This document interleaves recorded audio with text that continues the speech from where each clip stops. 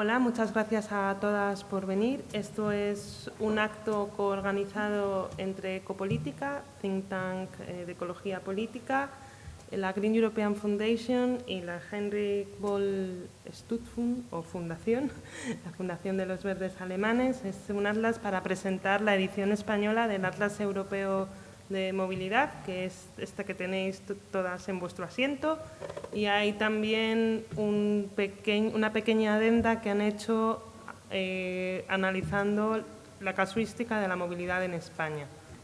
Entonces tenéis las dos ediciones. Este Atlas Europeo de la Movilidad nos adentra en algo tan importante como es el derecho a la movilidad. Que la movilidad no sea visto como un capricho o como un mero servicio, sino como un derecho, dado que todas necesitamos trasladarnos para llevar a cabo nuestras actividades en la vida diaria. Necesitamos trasladarnos para ir al trabajo, necesitamos trasladarnos para ir al centro de salud o para ir a un concierto o ir al teatro. También tenemos derecho al ocio y a vivir una vida feliz.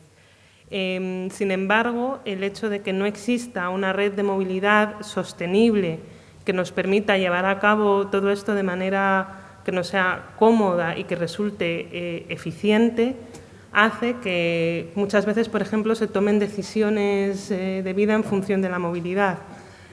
Una red pobre de movilidad puede llevar, por ejemplo, a la fuga de cerebros. Es lo que estamos viendo, por ejemplo, en toda la España vaciada, donde existen solo pequeños núcleos donde la población es dinámica y, sin embargo, todo el resto queda vacío, que ocurre también en las ciudades más grandes.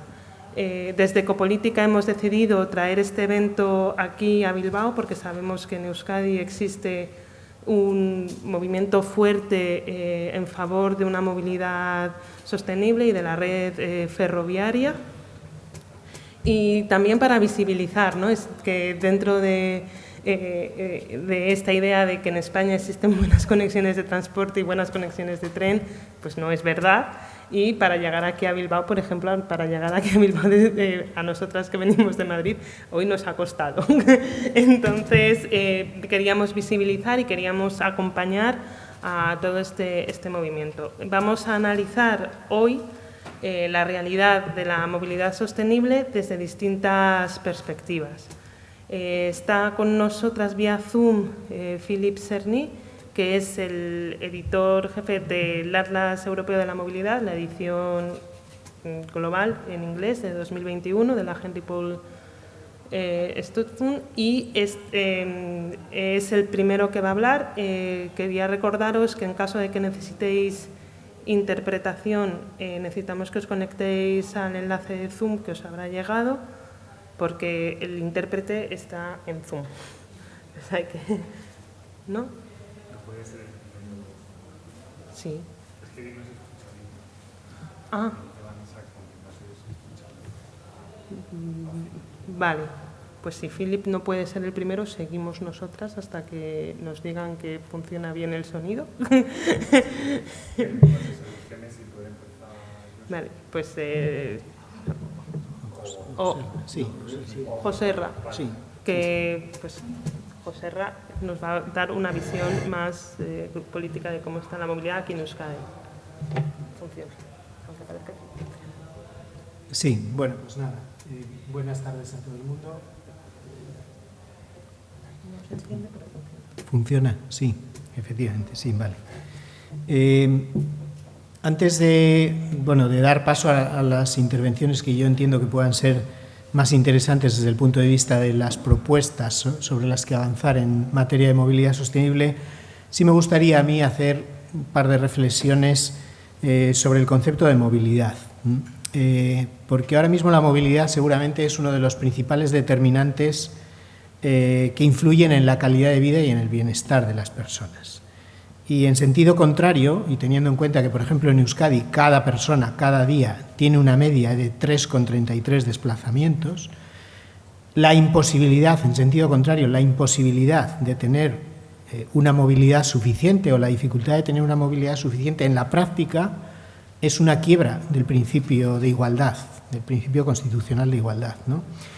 Entonces, no es descabellado hoy en día tener que hablar de una necesidad de establecer un derecho subjetivo a la movilidad que asegure, en efecto, una movilidad suficiente con independencia de las condiciones físicas que tenga una persona, y sobre esto ya llevamos muchos años trabajando en temas de accesibilidad, pero a día de hoy se plantea también la necesidad de garantizar esa movilidad con independencia de los condicionantes económicos que tengan las personas.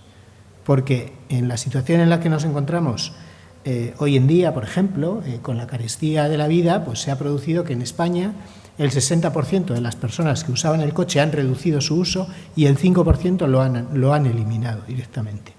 Evidentemente el coche no es el medio de movilidad sostenible, pero sí es un indicativo de que quienes se veían obligados a utilizar ese medio, en la medida en que no lo pueden utilizar, automáticamente caen en lo que ya se está llamando en algunos sitios la pobreza de movilidad, que no es un concepto quizás muy ortodoxo, pero que sí que de alguna manera nos traslada la realidad que pueden estar viviendo muchas personas ahora mismo, ¿no?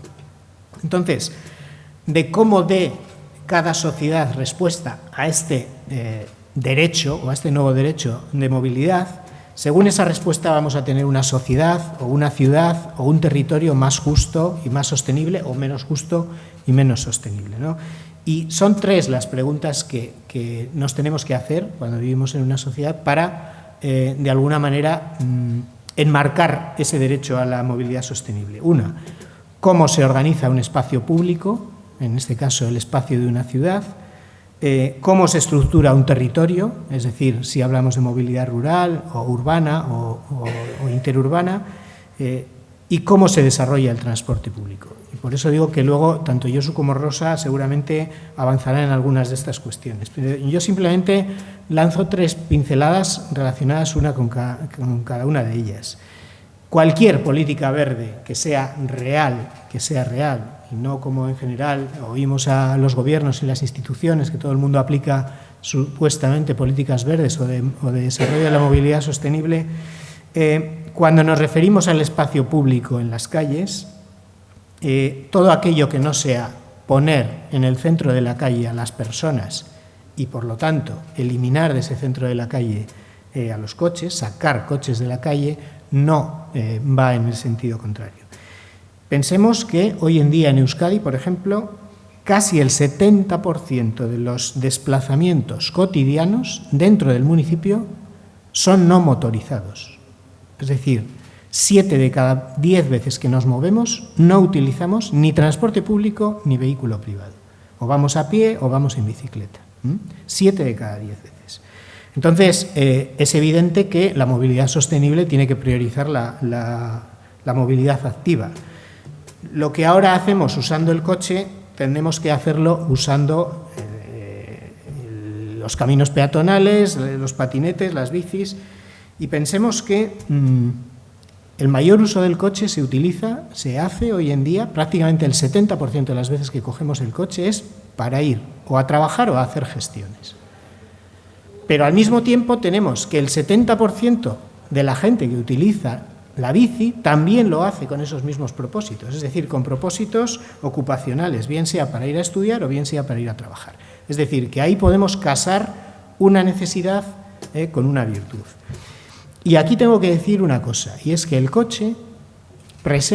uso del coche presenta un sesgo de género, es decir, si de media se utiliza el coche en un 35% de desplazamientos, los hombres lo utilizan en un 44% y las mujeres en un 28%. Y también hay un sesgo de renta. Utilizan más el coche quienes tienen más renta y utilizan menos el coche quienes tienen menos renta, es decir, personas jubiladas, estudiantes, etcétera, etcétera. Lo digo porque también es importante y a lo mejor sale todos los problemas que suele haber con la fiscalidad asociada al coche, nos están empobreciendo. Bueno, pues la realidad es que cuando se limita el coche, a quienes se limita es normalmente a quienes tienen las rentas más altas, no a quienes las tienen más bajas. Sobre la estructura del territorio, dos cifras simplemente. Evidentemente, una idea clara, hay que reducir las distancias. Y la movilidad inducida, lo que se llama la movilidad inducida dentro de un territorio hacia las capitales en Euskadi es paradigmática, porque esa movilidad inducida sí que usa el coche mayoritariamente. La movilidad inducida dentro del territorio hacia la ciudad, desde las zonas rurales hacia la ciudad, usa el coche prácticamente en un 50%. Eso genera una dependencia del coche y, como estábamos viendo antes, si a la vez se le suma que en los entornos rurales puede haber una menor disposición de rentas, nos hace que en los territorios rurales, que dependen más del coche, cuando no tienen esas rentas suficientes, en la medida en que la vida se encarece, su capacidad de movilidad o su derecho a la movilidad se ve limitado, ¿no? Y con esto llego a la última cuestión, y es cómo desarrollar el transporte público. Y aquí tengo que decir claramente, ojo con el transporte público que desde las instituciones se nos vende. En Euskadi, el 96% de los desplazamientos son dentro de Euskadi. Perdón, dentro del territorio, dentro de cada provincia, el 96%. El 2,27% es entre provincias y solo el 1,2% es hacia fuera de Euskadi o desde fuera de Euskadi. Eso significa que cuando nos venden como movilidad sostenible o no sostenible o cotidiana el avión o el tren de alta velocidad, eso es solo para que lo use el 1% de la gente o el 1% de los desplazamientos. Y aquí también tengo que decir que hay un claro sesgo de renta también. Entonces, ¿necesitamos un transporte público? Por supuesto. ¿Los aviones lo son? Seguramente. El tren de alta velocidad también, pero lo que necesitamos cotidianamente es el transporte público para el 96% de las ocasiones en lo que necesitamos, ¿no? Y bueno, pues yo creo que así como introducción, no sé si aquí he lanzado algún reto al que se acojan tanto Josu como Rosa, pues si luego en las preguntas lo que necesitéis.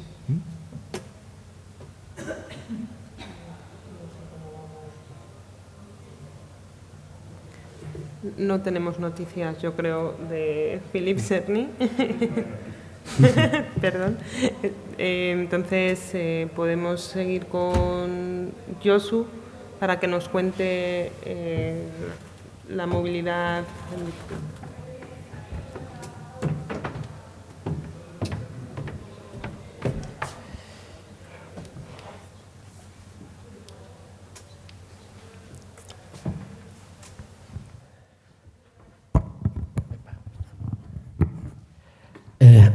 Arratsaldeon guztioi.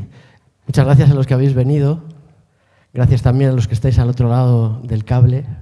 Mola mucho más que haya gente en lo presencial, el calor humano, el abracito y tal, la cercanía.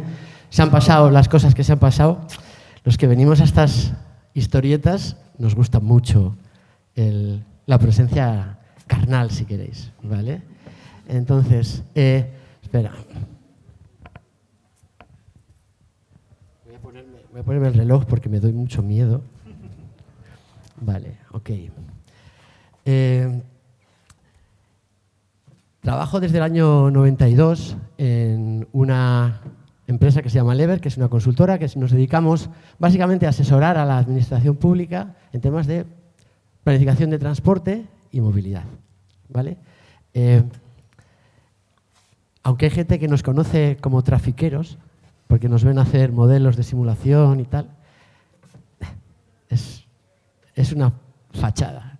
A nosotros lo que nos gusta es ver cómo podemos meterle el dedo en el ojo al coche o pegarle un codazo para rinconarlo en la ciudad donde podamos y recuperar el espacio público. Por ponérselo un ejemplo, soy de Bilbao y tengo que presumir, uno de los ejemplos de nuestro meterle el dedo en el ojo fue decirle a Iñaki Azcuna un día: ¿sabes que uno de los barrios que no tiene una plaza para estar sus vecinos juntos es Indautxu, en la que recogéis a todos los vecinos, a todos los del territorio y turistas, pero los vecinos que viven allí no tienen dónde juntarse? La plaza Indautxu, quítale la carretera y hace una plaza de verdad. Eso fue una. Tenemos más. Vale. Eso era solo para ponerme un poco en contexto, ¿vale? De lo que vamos a hablar. Claro, la movilidad, tal y como la has presentado, es una cosa muy importante dentro de la sociedad, absolutamente, para el desarrollo y el desenvolvimiento de las personas, y es política sin ninguna duda. Y hoy en día, en la política, ¿qué nos dicen? la competencia entre lo individual y lo colectivo, ¿no? Hay unos intereses económicos muy claros que prefieren una población individualista, yo, lo mío, y además me lo merezco. Problemas en los partidos para tener gente afiliada, problemas en los sindicatos para tener gente afiliada. Cualquier organización, cualquier ONG tiene problemas para afiliar gente, porque la presión es lo individual, no lo colectivo. En el transporte pasa igual. Nos empujan a lo individual cuando la solución, yo voy a hablar mucho de interurbano, está en lo colectivo. Vale. A las palabras de Joserra, hablando de que las capitales tienen una movilidad muy chula, bueno, luego voy. Este examen me lo hice yo el otro día, ¿vale? Hay muchas páginas que te miran tu huella, ¿no? Y me dio 2,3 y dije, ¡oh, cielos! ¡Qué desastre!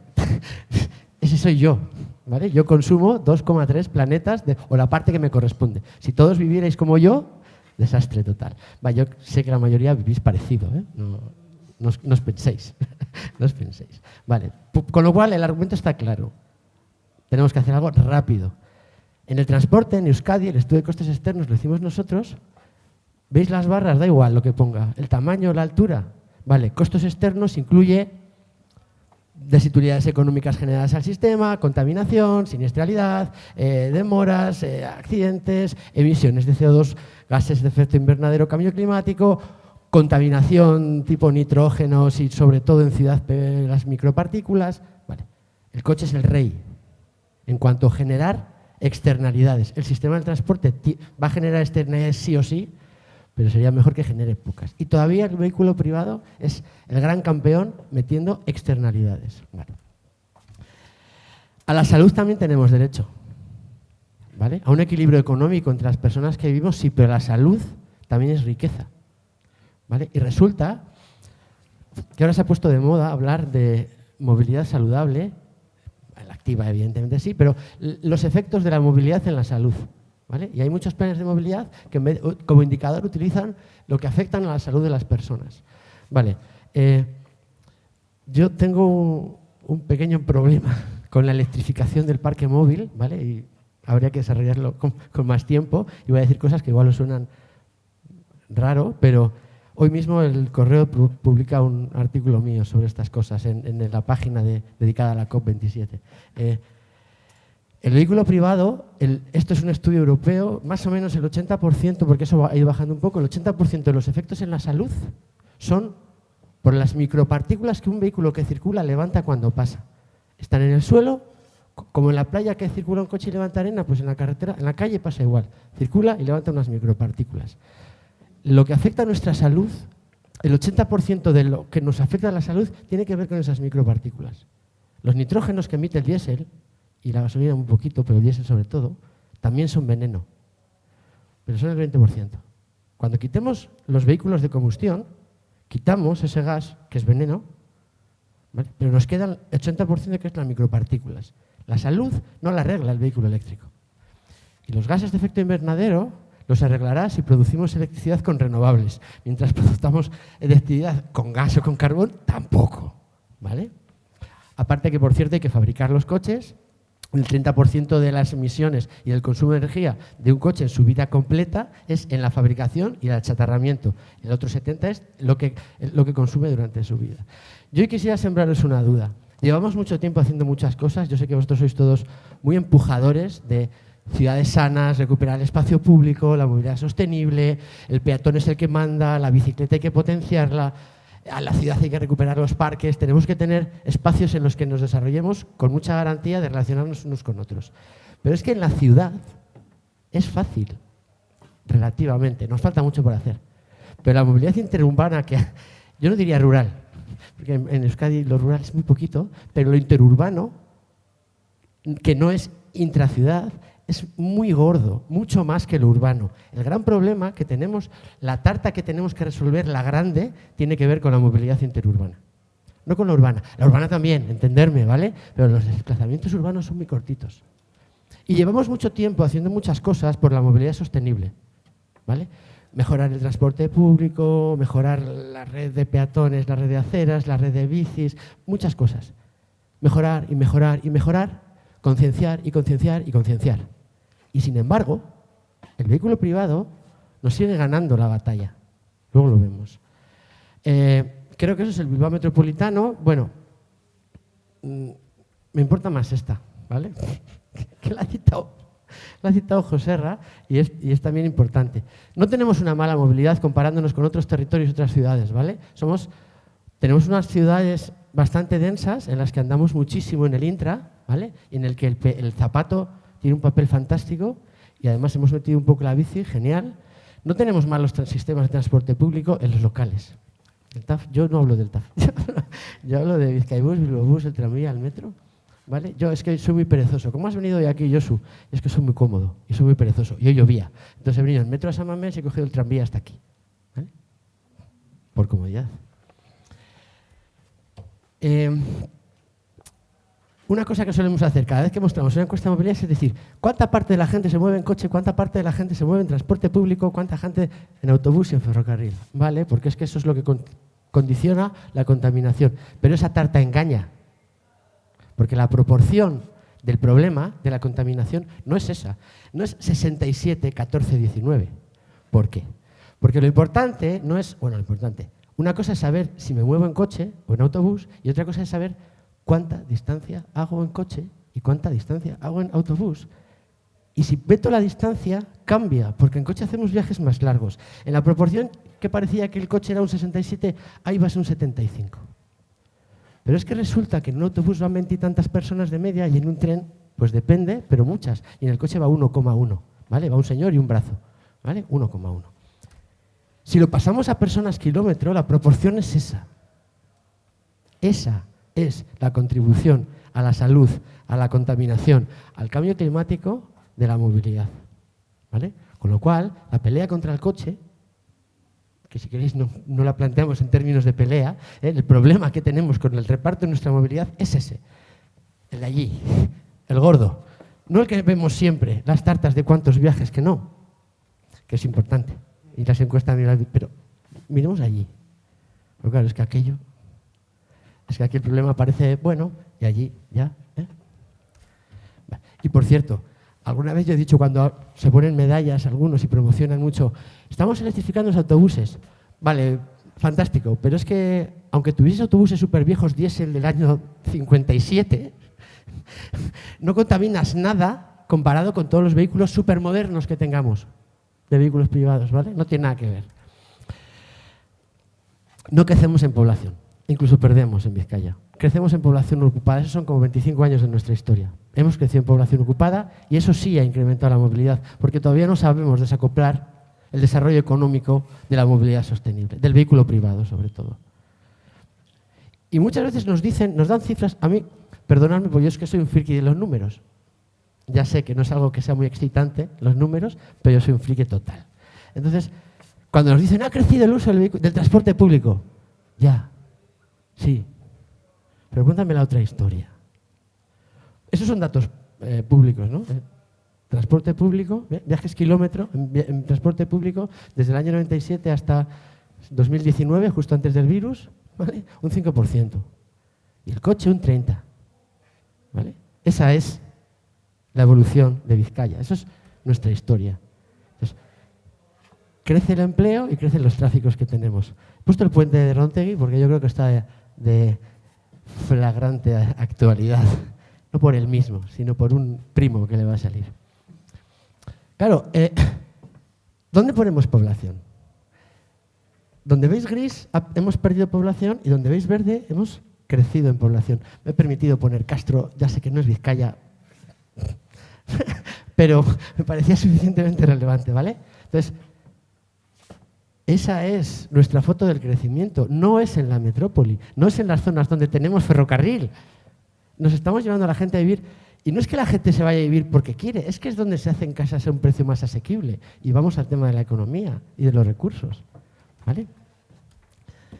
¿Y dónde ponemos el empleo? Pues igual, la capital ha crecido un poquito y alguna localidad grande como Baracaldo ha crecido un poquito, pero donde hemos crecido empleo en estos últimos 30 años es en el Txorierri y es en Munguía, que no está en el mapa, pero también. ¿vale? Y eso no es proporcionado. Eso es desproporcionado, ¿vale? Entonces, ¿qué estamos haciendo? Hemos hecho un acuerdo con una gente, con una población en la que hemos dicho, venga, te permitimos que te compres tu casa en Urduliz, no quiero demonizar ningún ayuntamiento, que trabajo para casi todos, ¿eh? Y luego vas a tener que ir a trabajar a Zamudio o a Torrelarragoiti. Y esa gente lo tiene muy mal para ir en transporte público, lo tiene muy mal para no ir en coche. Entonces, cuando le decimos, ahí lo que dice es, ¿cómo vamos a los distintos, los que llegamos a los municipios, ¿vale?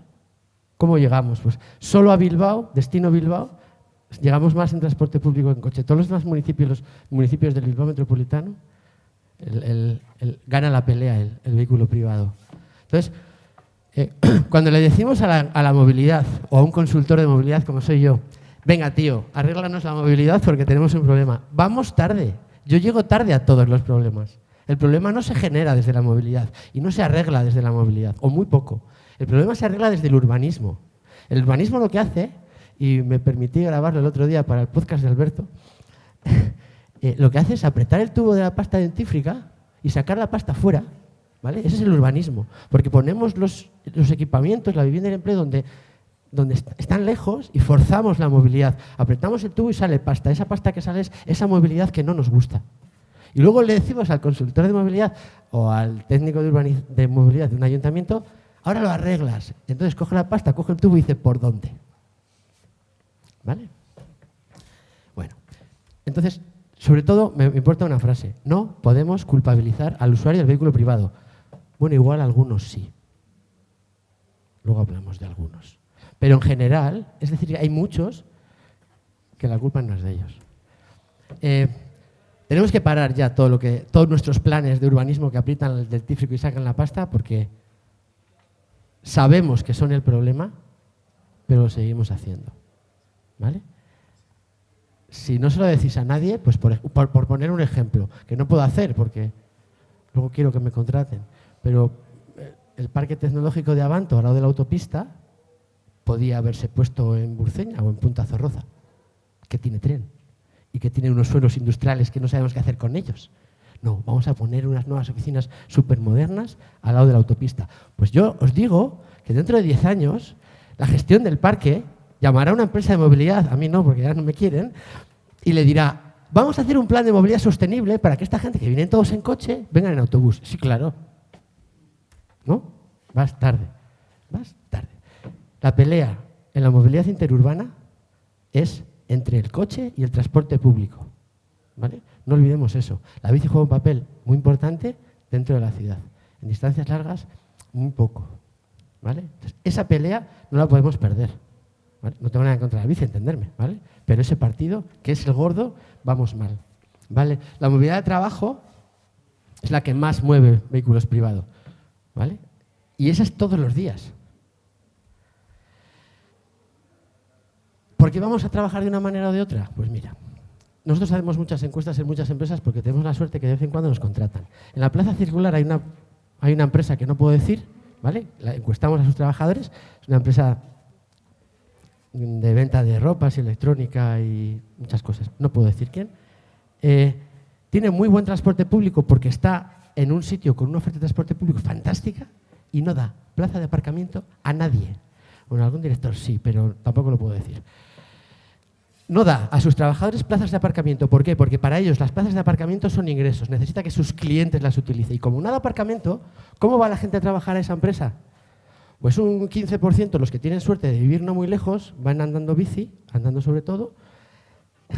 Hay un 5% de coches ahí perdidos, pues hay alguien que vivirá, no sé, en Amoroto y ha tenido que pagar un parking en alquiler para poder venir a trabajar y el resto en transporte público. Fantástico. En Zorroza hay otra empresa que se trasladará al puerto en breve, porque es la única chimenea que emite humo, no puedo decir quién.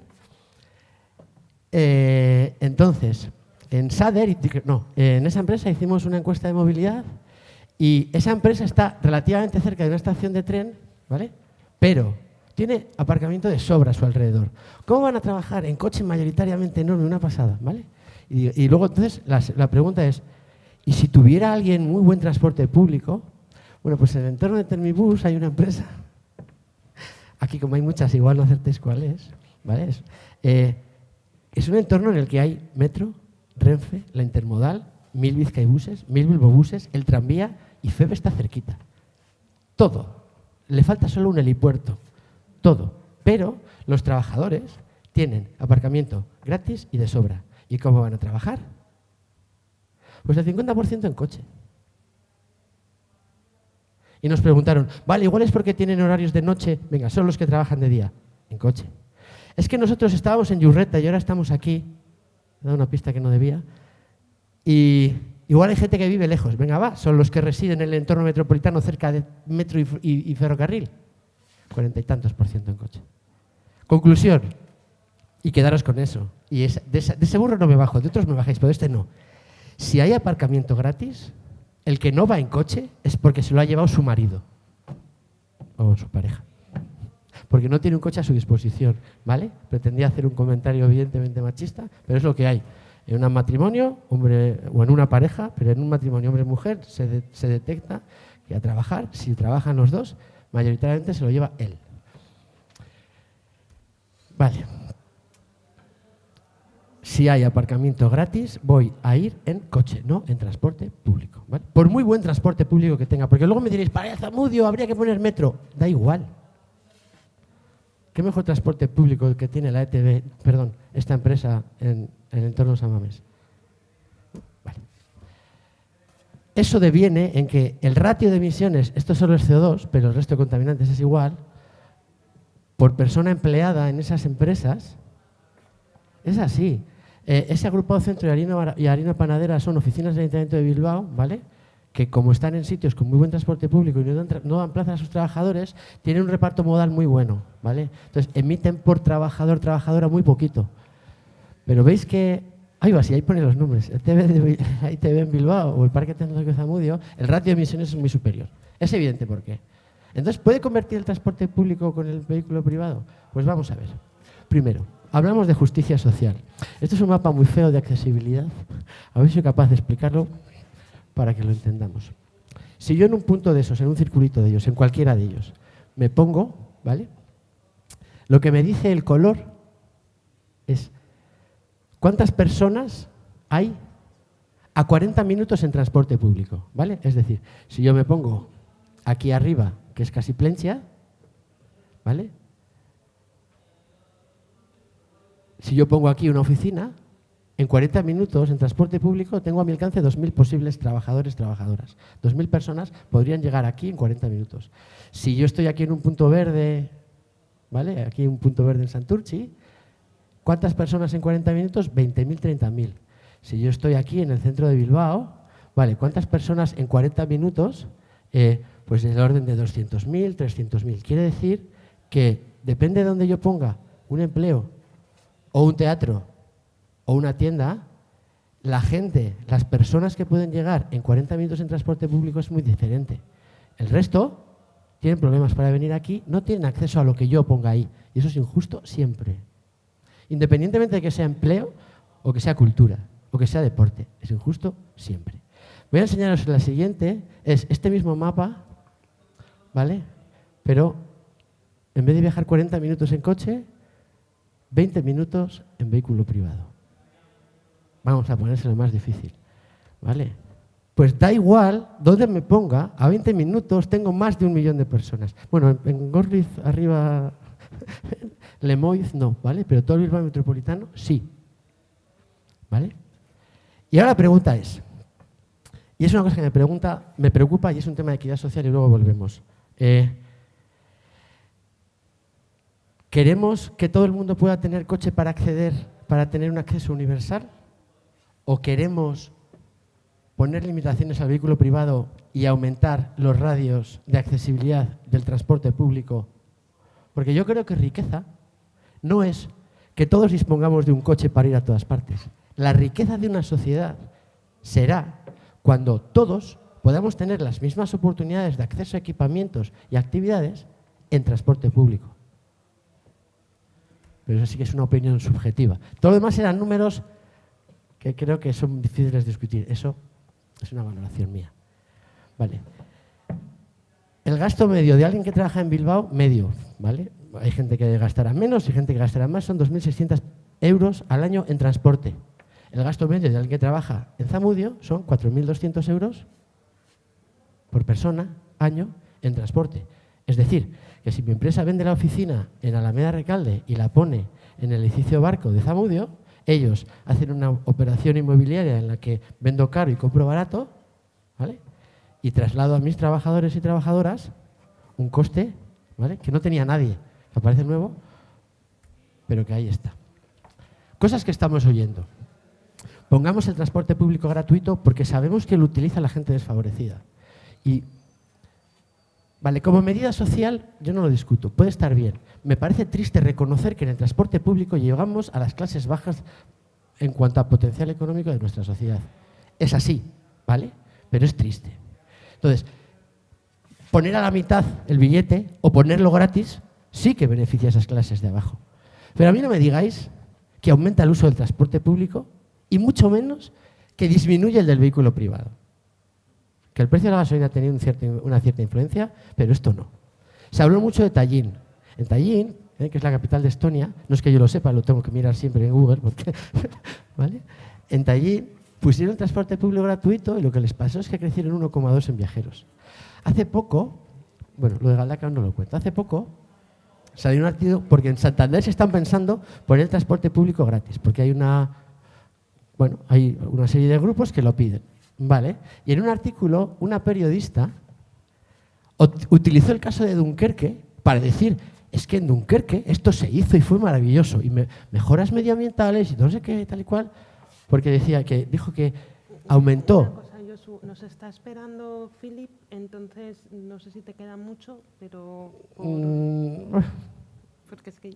Vale, bueno, decía el periódico, ha aumentado el uso del transporte público un 65% en día laboral.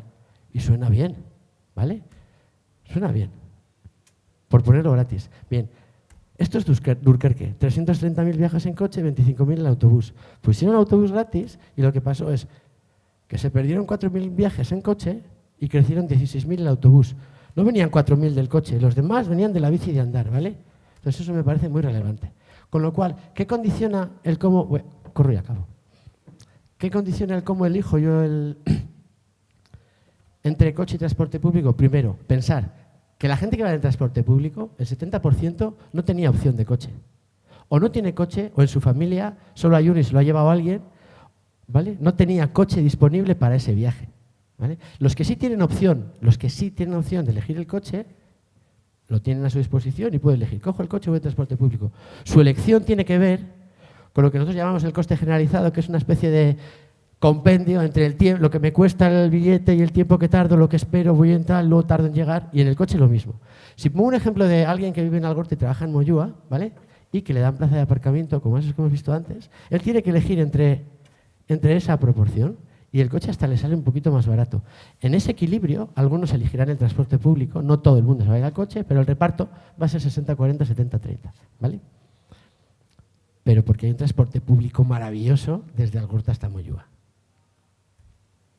Vale, si el ejemplo es alguien que vive en Cruces y trabaja en Leioa, que la oferta de transporte público no está tan bien, pero no está mal, resulta que tiene que ir en autobús, en coche tarda en total, pues tiene un coste de 2 y pico euros, pasando el tiempo a dinero, y tiene 5 en autobús, ¿vale? Ya la diferencia, a pesar de que hay un buen transporte público, es diferente. En Leioa el aparcamiento es gratis, ¿vale? Y si yo tengo a alguien que vive en Guecho y trabaja en Zamudio, la diferencia es tal. O sea, es muchísimo más útil el coche que el transporte público. Es muy difícil que alguien elija el transporte público si tiene un coche a su disposición. Los que van en transporte público a Zamudio, la gran mayoría, no tienen un coche a su disposición. Hay quien va, ¿vale? Hay gente militante y hay gente responsable, la hay, pero el porcentaje es inferior. ¿Qué podemos hacer para que se cambien esas decisiones? Mirar cómo están los costes ahí, aunque yo ponga el coste del transporte público gratis, ¿vale? Si al de Algorta a Moyúa le pongo el autobús gratis, el metro gratis, o a la mitad, equilibro un poco y ya se parece un poco más. Al de Cruces, aunque le ponga el autobús gratis, le da igual. Sigue siendo mucho más útil el coche, y al de Zamudio ni te cuento. Entonces, lo único que se nos ocurre a los que estamos en este sector es meterle al coche una desutilidad artificial. Vamos a cobrarle por aparcar donde no hay, o vamos a poner un peaje urbano en las ciudades, que lo han hecho varias ciudades europeas, como todos sabéis, ¿vale? ¿Por qué? Para romper ese equilibrio.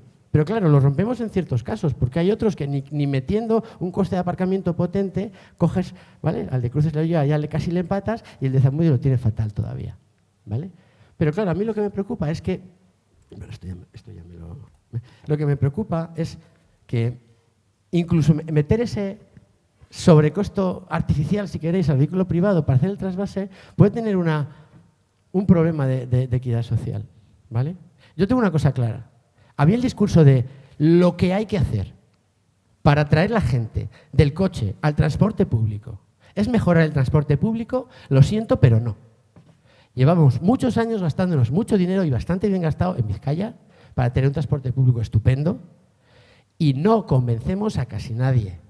Es necesario que este sistema esté ahí, ¿eh? No estoy diciendo que no. Pero, ¿por qué? Porque al que no tiene coche a su disposición hay que tratarle bien. Porque es un cliente al que le tenemos que dar un servicio lo mejor posible. Acabo ya, lo prometo, ¿vale? Pero hay un problema con eso, porque gravar el vehículo privado es meterle un coste extra y parte de los usuarios del vehículo privado, cuando yo digo esto, me dicen, eres un cabrón. Claro, los ricos son los que pueden, ¿vale? Yo le digo, pues tendrías que pensar que hay gente que ni siquiera tiene vehículo privado, según Eustat, un 20% de las familias en Euskadi, un 20% de los hogares no tienen ningún coche. Y en muchos hogares, evidentemente, hay uno. Y necesidad de más. Con lo cual, ¿cómo podemos hacer para equilibrar esos territorios? Si tenéis una idea buena, yo la compro fijo, ¿vale? Porque esa idea de meter el costo económico me parece peligrosa. Tiene sus contraindicaciones. Pero no tenemos muchas alternativas. Y una cosa tengo muy claro. El coche es un problema muy grave para nuestra salud y para el planeta y hay que reducir su uso. No sustituirlo ni por coches eléctricos, ni autónomos, ni compartidos, no, hay que reducir los kilómetros que hacemos en vehículo privado. Y para eso tenemos, después de hacer un mejor urbanismo, que convencer al del coche para que se pase al transporte público. Y ese convencimiento no va a ser si se lo pedimos por favor. Perdón por extenderme. Sí, es más que nada porque Philip nos está esperando vía Zoom y se tiene que ir, y por darle la oportunidad de intervenir pese a los problemas técnicos. Philip, I hope you can hear us now and everything's fine. I think we cannot hear. I can hear you. Can you see me? Thank you very much. Just had to quickly discuss with my son, who's supposed to go to bed right now. Well, thank you very much for having me here. My name is Philipp Czerny, and I'm a freelance consultant on transport policies. Some of you might have expected Anna Depanne-Grunberg, member of the European Parliament. I myself have been working in the Transport Committee of the European Parliament until 2019, so I can also share a few insights from there. Right now I'm joining you from the Danish island of Samsø. We call it the Danish Hawaii. I think it's a little bit colder up here than where you are. I'm the co-editor of the European Mobility Atlas, of which you should have the Spanish version right in front of you. I'm very happy that we managed to get it, among others, a Spanish version as well. I recently also helped to draft the EU Committee of the Regions opinion on the new urban mobility framework. What I just heard in the speech earlier pretty much already covers quite a few of the aspects that I also wanted to address. Nevertheless, I want to say that both in the Atlas and in the Committee of the Regions opinion, we are addressing the relevance of the sustainable, but also, which is quite important for us, inclusive mobility. And inclusive mobility does not only need to be adapted to the varying needs of its users, but also needs to be affordable. In response to the twin social and climate crisis, countries around Europe, and I'm trying to bring you a bit of the European perspective, are experimenting with free or heavily subsidized public transport. The question is how effective these measures are and whether they are likely to lead to a behavioral change in the long term. Movement is one of the principal freedoms in the European Union. An excessive focus on individual car ownership, and we also just heard that, restricts how and where people can travel, especially with rising fuel prices amid a profound economic crisis. The climate crisis calls for a broader rethink of mobility system. A growing number of Europeans are struggling economically everywhere across Europe. The cost of living crisis is affecting every aspect of people's daily lives, from how they consume and socialize to how they work and get around. While working from home became the norm for many during the pandemic, this option was obviously and is obviously still not open to everyone, especially those in less secure and lower paid jobs, such as care workers and hospital staffs are dependent on transport to make a living. At 13.2% of total expenditure, transport represented the EU's second largest household spending category after housing, which is at 24% in the last numbers from the European Commission. EU households' transport expenditure is now set to rise even higher as a result of high inflation and the worsening energy crisis. Fuel prices have increased by up to 150%, and the cost of public transport tickets has been pushed up. Germany's main rail operator just announced to increase their ticket prices by at least 5% at the next railway timetable change, which is coming up in December 2022. These price rises have been met with different measures by governments across Europe. Some have chosen to simply reduce fuel taxes, while others have opted for more transformative policies and slashed ticket prices for public transport. Could the introduction of discounted or even free public transport help relieve the cost of living crunch, by paving the way for a new era of sustainable transport? Europe experienced a summer of low-cost travel. I told you I'm talking to you from Denmark, and the Danish government had introduced so-called Reisepass at 54 euros, which is actually quite cheap for Denmark, which allowed passengers to travel nationwide freely using all kinds of transport. Germany made international headlines by introducing a monthly ticket costing 9 euros that was valid in almost all means of public transport except long-distance trains. This ticket was available from June to August and represented a major change for German public transport users accustomed to the country's notoriously complex transport ticketing system. Other countries, such as the earlier mentioned Denmark, attempted to attract holiday makers back to the rails. Another example in that regard is the Czech Republic with their so-called Jízdenka na léto tickets, the ticket for the summer, another strongly rebated summer ticket that allowed people to travel around the entire network.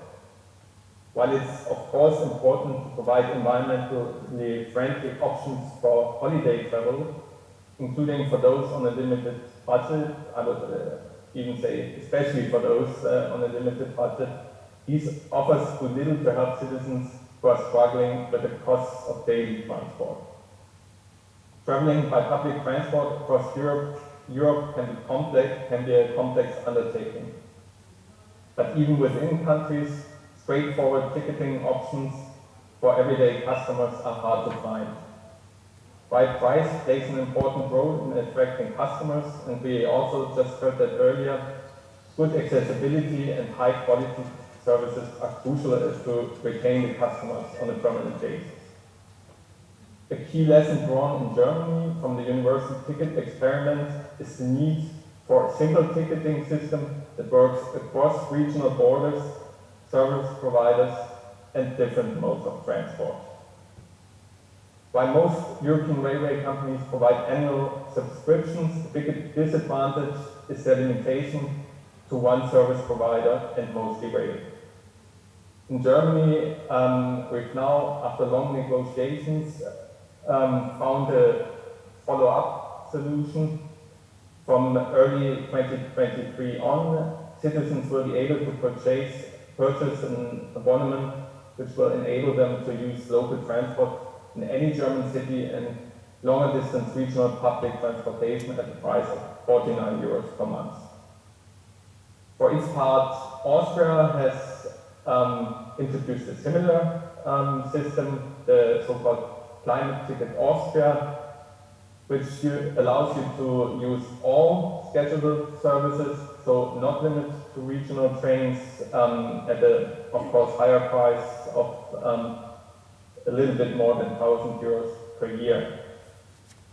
Other admittedly smaller countries, and there I'd like to contradict to the speaker that was just speaking before me. Luxembourg has overcome the obstacles posed by public transport pricing by simply making it free.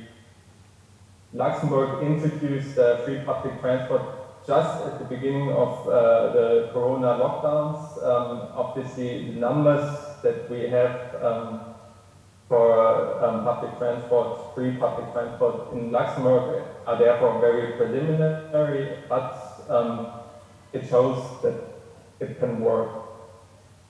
I guess I don't have to tell you much about the solutions that have been found in Spain to provide for free transport on local and regional trains operated by state-owned railway company Renfe, in an offer that has been extended until, as far as I understand, end of 2023. I understand that there were reasons to encourage a lasting shift from individual modes of transport to rail, and that therefore free tickets are only available for multiple journeys. I think that's a problematic limitation, but I guess you know more about that. From what I've seen though, since the free ticket initiative came into force on September 1st, medium distance trains in Spain have seen a 40% increase in passenger numbers, while local trains have seen a rise of 24%, and that's already something. The advantages of a completely free public transport system are diverse. From an economic perspective, the most important savings come from no longer needing to provide a complex ticketing infrastructure. A positive environmental consequence is the lower levels of pollution, thanks to the presence of fewer cars on the roads. If people shift in the long run, and obviously by removing financial barriers to access free public transport is also more inclusive of economically disadvantaged groups. Obviously, mobility policies must be social policies. Affordability plays a major role in the shift towards a more sustainable model of mobility for all. But this is not the only consideration. Even if public transport is free, good accessibility is essential. If stops are not conveniently located, people are likely to seek other options. This is particularly the case for people on lower incomes who may work several jobs to make a living and whose places of work are often not as well connected by public transport as office complexes.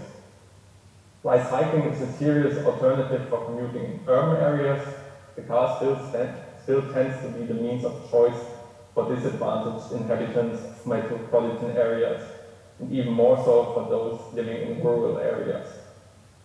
This is not to say that low cost or free public transport does not help to tackle the rising costs of living. The looming economic crisis will see living expenses increasing across the board, and for many commuters, free public transport would be an enormous help. But just as the wider transformation of mobility to address the climate crisis, policies need to address the needs of those people currently ill-served by public transport. Accessibility is vital for a sustainable mobility transition. The introduction of cheaper or free tickets removes the first barrier. Now we need to upscale and broaden the public transport offer, and that's actually what Luxembourg has done when introducing their free public transport, so that even more people can switch to a more sustainable mode of transport. This shift is unavoidable if we really wish to limit fossil fuel use. Ultimately, more comprehensive strategy is necessary to help people in need. With the introduction of its windfall tax, Spain has taken a first step, and I personally hope that a lot of other European countries will follow in due course. Those profiting from the current energy price increase must contribute a greater share of their gains. This is, in my opinion, the only way to help everyone through the cost of living crisis. There are, of course, many more topics that need to be addressed when talking about public transportation, especially when we are taking a look at the Iberian Peninsula. I myself have traveled to Spain and Portugal when there were still night trains connecting Spain and Portugal to Paris concretely. That's something that if we would have more time, I would also like to discuss with you, but I would leave it at that, and I'm curious to hear from the other panelists. Thanks a lot. Thank you, Philip. Thank you so much indeed for connecting to this roundtable, and thank you for your European perspective. Muchas gracias. Porque realmente pues tener esta visión europea de lo que se está ensayando, de lo que está funcionando, de lo que no está funcionando, de lecciones aprendidas, que también Joshua ha incluido en su exposición, por ejemplo, al hablar de Letonia. Creo que es muy valioso a la hora de pensar en lo que queremos y no queremos hacer aquí en España, cómo lo queremos replicar. Y me parece realmente interesante, por lo tanto, pues muchas gracias, Philip, muchas gracias por la conexión en último momento para sustituir a Ana, porque realmente ha sido en último momento esta sustitución. Te dejamos ir a acostar a tu hijo. You can put your son to bed now. Y no sé si hay alguna pregunta para Philip. Si hay alguna pregunta para Philip, si te puedes quedar 5 minutos. Si no, muchas gracias y esperamos poder seguir colaborando y seguir teniendo este input tan valioso del Atlas de Movilidad Europeo. Si hay alguna pregunta. Vía Zoom tampoco tenemos preguntas. Aprovecho para decir también a quienes están en el Zoom que si quieren hacer preguntas las pueden poner en el chat y porque las leemos. Tengo ya aquí anotadas, pero que realmente podéis hacer preguntas. Entonces, gracias desde aquí a Philip y damos paso ahora a Rosa Martínez para que nos hable de movilidad eléctrica, que ya Joshua ha empezado. Haciendo amigos. Sí, ahí. No sé si me va a llegar. Yo creo que sí que se oye. O cojo este. No sé yo. Bueno, no importa. Lo que van a sobrar al final micrófonos. Jolín, a ver cuántos, ¿no? Una rueda de prensa esto. Hable, ya tengo. Vale, pues muchas gracias a quienes habéis venido y a quienes estáis en casa.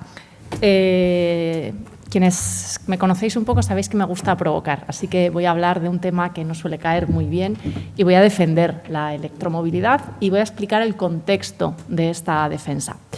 En primer lugar, todo lo que es las razones que estamos poniendo encima de la mesa para una movilidad sostenible, sacar los coches de las ciudades, espacios más amables, hablamos de contaminación, hablamos de vidas más cómodas, más fáciles, pero nos estamos olvidando de la razón última por la que estamos empezando esta revolución y es la necesidad de reducir las emisiones de dióxido de carbono. En plena COP27 no podemos olvidarnos de la urgencia de limitar, de dejar de emitir a la atmósfera cada gramo de CO2 cuenta, y cuenta mucho. Ahora mismo el transporte es responsable del 28% de las emisiones en España y de ese 28% casi el 70-80% es del transporte por carretera. Con lo cual, la transición que estamos planificando se basa en la electrificación de la demanda. Esto es, que ahora donde usamos combustibles fósiles pasemos a usar electricidad que será renovables. En un país como España, pues quizá en 2030 estemos ya en el 80% de la electricidad renovables, pero según avance el siglo iremos al 100%. Electrificar transporte, electrificar calefacción, electrificar industria. Pero descarbonizar el transporte no solo implica electrificar, sino reducir el consumo de energía. Y ahí sí que implica menos vehículos y menos desplazamientos. Y en esas premisas es donde nos movemos. Segunda premisa de mi marco. Yo ya no hablo de movilidad sostenible, hablo de movilidad cero emisiones. Andar, bicicleta, movilidad eléctrica, el tren cuando completamente se electrifique. Son movilidades cero emisiones. ¿Por qué no hablo de movilidad sostenible? A mí que cada vez que cierto representante político habla de que la movilidad sostenible es poner coches más nuevos de gasolina en las carreteras, me sale un sarpullido. Cuando hablamos de camiones de gas como movilidad sostenible, me sale otro sarpullido. Cuando el ayuntamiento dice he invertido tantos millones en movilidad sostenible y aquí tenéis una nueva flota de autobuses de gas, pues igual. Así que creo que el concepto que además recoge precisamente la esencia de la emergencia climática, es la movilidad cero emisiones. Voy a hablar de movilidad eléctrica, no voy a hablar de coches eléctricos en exclusiva, porque la movilidad, estamos hablando mucho de movilidad de personas, pero también es de mercancías. Nuestra sociedad tiene unas complejísimas relaciones de movilidad de personas y de mercancías. Y hay muchos más vehículos que el coche eléctrico. Tenemos las bicicletas eléctricas, que tienen un gran potencial para sacar los coches en algún tipo de desplazamiento. Tenemos los coches, tenemos el autobús, pero tenemos también furgonetas eléctricas, camiones eléctricos que tienen un papel que jugar en la descarbonización del transporte. Y voy a hablar de movilidad eléctrica, pero voy además a hablar desde la perspectiva del derecho a la movilidad, desde la vulnerabilidad al transporte, pobreza de transporte, como queramos decirlo, que es un tema que cada vez hay más organizaciones trabajando, que no hay una definición estandarizada, que no está muy claro qué es y que pues hay distintos indicadores que se pueden utilizar. Traigo un barómetro que sacó este año, que saca todos los años la Fundación Nicolas Hulot, Francia, sobre que ellos llaman la precariedad en la movilidad. Según sus indicadores, en Francia hay 13.300.000 personas que sufren precariedad en la movilidad. Y lo desglosan en 3 grupos. 5.300.000 son personas dependientes del coche, que independientemente de sus recursos tienen altos gastos en combustible, que tienen que recorrer largas distancias o que no tienen ninguna otra opción que el coche. 4.300.000 personas en Francia sufren lo que ellos llaman vulnerabilidad de la movilidad. Esto es, son hogares de bajos ingresos que tienen restricción a la movilidad porque o bien recorren largas distancias, no tienen alternativas al coche o tienen coches viejos que suponen un mayor consumo. 3.600.000 personas sufren lo que llaman la precariedad del combustible. Hogares de bajos ingresos que tienen altos gastos de combustibles, y más en el actual contexto, y que se están viendo obligados a reducir el número de desplazamientos, cuando sabemos que muchas veces esa utilización de coche por falta de alternativas es la única solución, o reducir tu jornada laboral en 1 hora o hora y media por la falta de transporte público. Por lo tanto, en este contexto de dependencia absoluta del coche, ¿no? Cuando hemos vertebrado un territorio, el caso de Euskadi es clarísimo, en torno a las carreteras, en torno al uso privado, que la movilidad al trabajo se basa únicamente en el coche, en el desplazamiento individual, el coche individual, la educación, los servicios públicos, todo depende del coche. ¿Cómo hacemos en el tiempo en el que vamos a cambiar esa movilidad, en la que apostamos por el transporte público, en el que damos otras opciones, en el que acercamos los servicios a los barrios de las ciudades o los acercamos en los territorios? ¿Cómo lo hacemos? A lo que voy es, si limitamos el uso, el acceso al vehículo eléctrico a ciertas capas de la población que están obligadas a usarlo por cómo está la estructura, conseguimos 2 cosas. que no se reduzcan emisiones en el corto plazo, algo que es urgente, ya estamos oyendo que ya no llegamos al 1,5 grados, bueno, pues vamos a por el 2. Y en segundo lugar, estamos haciendo que los grupos más vulnerables, la gente que tiene menos recursos, se quede atrapadas en tecnologías sucias y caras. Y son los que más van a pagar, porque yo tengo dinero para comprarme un coche eléctrico y a día de hoy la electricidad está más barata que el combustible. ¿Quién no puede cambiarse de coche? No puede comprarse un coche eléctrico, no puede acceder a un vehículo eléctrico, voy a dejar de usar coche, su gasto en combustible va a ser mayor teniendo menos renta. Y esto es importante porque creo que estamos en un momento de la transición en el que el debate de los costes es fundamental. ¿Quién paga los costes de la transición? ¿Quién se beneficia de ella? Y no solo quién se beneficia del negocio de los vehículos eléctricos o de las renovables, sino quién se beneficia de tener una movilidad limpia, quién se beneficia de tener una electricidad limpia, quién paga menos por esos servicios. Con esto quiero decir que hablábamos antes de la complejidad que suponen nuestras sociedades, mercancías, personas, el movimiento que hay. La electromovilidad no es la solución, pero es una de las soluciones y hay que tratarla también desde la perspectiva social.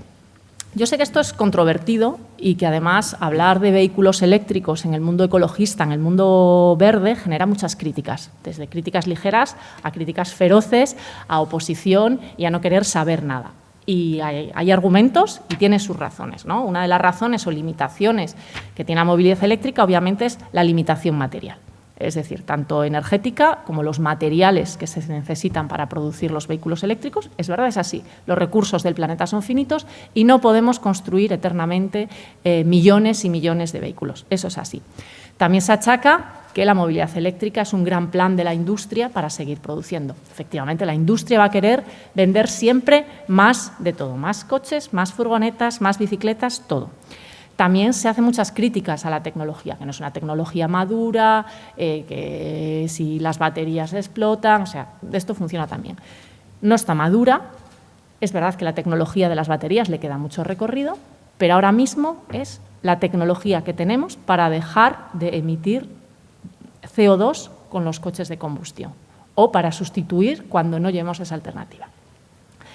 Y otro argumento que se da, que efectivamente es una movilidad para privilegiados. Y en este momento tiene razón. Es verdad que, insisto, todas estas narrativas, todos estos discursos tienen su parte de razón. El hecho de que sea algo que se empuja desde la industria también tiene razón. Pero yo creo que es posible y es necesario que haya una propuesta con una visión ecologista, con una visión social y verde de lo que tiene que ser la electromovilidad. Atacar la electromovilidad tal cual por el simple hecho de ser un vehículo, creo que no hace ningún favor a la transición. Creo que solo favorece a la industria del automóvil en el sentido que está retardando la transición y a la industria petrolera, porque la movilidad es el gran negocio de la industria petrolera. Es retardar la transición. ¿Cuáles serían algunas de los marcos o ideas en las que yo creo que se puede defender la electromovilidad como solución para ir hacia una movilidad cero emisiones? En primer lugar, yo creo que eso lo tenemos todos claros, que no se trata de sustituir todo el parque automovilístico por coches eléctricos. La premisa tiene que ser menos coches y más pequeños. Un SUV eléctrico no me vale, ni es sostenible, ni nos sirve en la transición.